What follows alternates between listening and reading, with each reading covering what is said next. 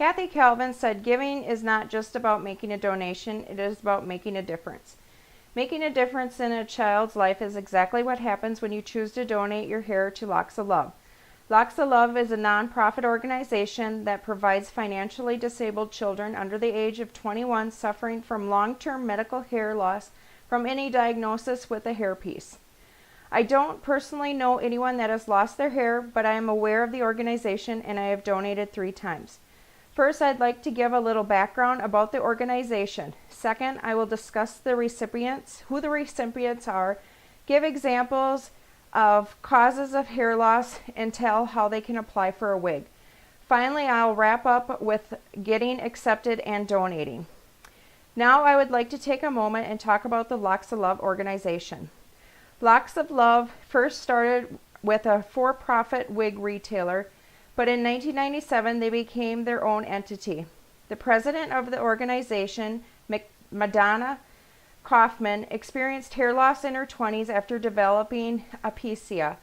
But it wasn't until time fast-forwarded 15 years and her 4-year-old daughter also developed alopecia and lost her hair. At this time, Madonna stopped all other charity work and took on Locks of Love as a full-time volunteer.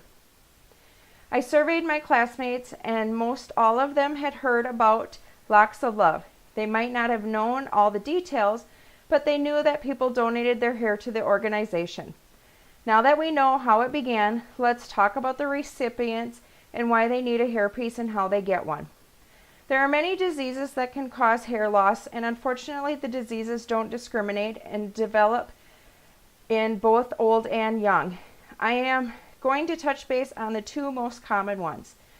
At first you would think that cancer would be number 1, but it fell short and is only at number 2. Approximately 2,200 children under age 20 are diagnosed with brain tumors each year. Radiation treatment and chemotherapy are the main causes of hair loss when due to cancer. The leading cause of hair loss is alopecia. This is an autoimmune disorder that causes the hair follicles to shut down. Affecting 5.2 million people in the United States alone, this disease has varying degrees and has no known cause nor cure. According to GuideStar.org, Lots of Love recipients are financially disadvantaged children under the age of 21 and have suffered long-term medical hair loss from any type of diagnosis. Besides disease, these children might also have lost their hair to severe burns or skin disorders. Parents of children in need can apply for a hairpiece by filling out an application, provide medical documentation such as the child's physician, the medical diagnosis and cause, provide financial documents such as tax returns, and lastly provide personal information like the photo of the child and 2 letters of recommendation explaining why the child would benefit from a hairpiece. Finally, I'd like to discuss acceptance into the program and how to donate. Once a child is accepted in the program, the manufacturing process can begin. First, a mold must be taken of the child's head. From this mold, a plastic fitting cap is made. The children can choose the color and length of hair they would like, as well as the skin tone color of the silicone base. Each prosthesis requires about 6 to 10 ponytails, and each strand of hair is injected by hand into the silicone base up to 150,000 times. The prostheses are provided with hairs of all one length, so each child may style it any way they choose.